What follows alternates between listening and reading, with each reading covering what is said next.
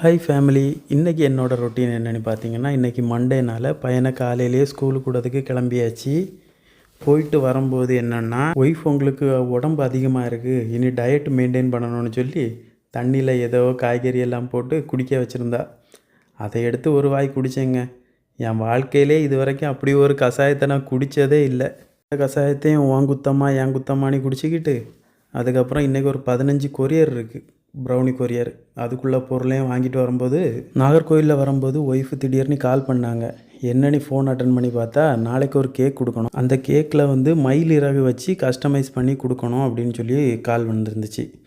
சரி, நீ என்னடா பண்ணுறது, எங்கே போய் வாங்கலான்னு யோசிக்கும் போது ஒரு அண்ணன் எனக்கு முன்னாடியே மயில் இறகு கொண்டு வந்தாங்க. அது எனக்கே ஒரு ஆச்சரியமாக போச்சு. எப்படிடா நம்ம மனசில் நினச்சது நமக்கு நேராகவே வந்திருக்கே அப்படின்னு சொல்லி அவங்கள்கிட்டே ஒரு 10 மயிலிறகு வாங்கியிருந்தேன். 170 ரூபா சொல்லியிருந்தாங்க.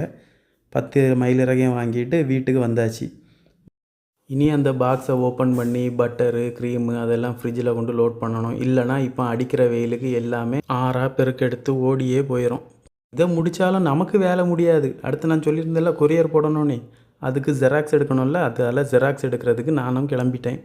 கிளம்பி போயிட்டே இருக்கும்போது இன்னொரு ஃபோனும் வந்துச்சு. என்னென்னா, முட்டாக்கி சீனி எல்லாம் அடுப்பில் போட்டு வச்சுருந்தேன்.